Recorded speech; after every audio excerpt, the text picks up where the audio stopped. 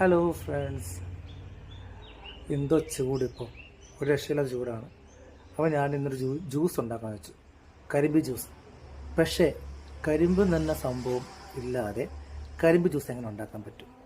ഇത് എൻ്റെ റെസിപ്പി ഒന്നുമല്ല, ഞാൻ ഒരിടത്ത് കണ്ടതാണ്. പക്ഷെ ഞാൻ ഇന്ന് ട്രൈ ചെയ്യാൻ പോവാണ്. അപ്പോൾ നമുക്ക് ഒന്ന് ഉണ്ടാക്കി നോക്കിയാലോ.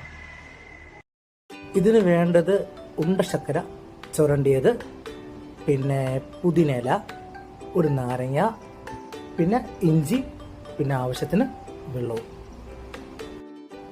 അപ്പോൾ നമ്മൾ ആദ്യം തന്നെ ശർക്കര നമ്മൾ മിക്സിയിലേക്ക് ഇടുകയാണ്.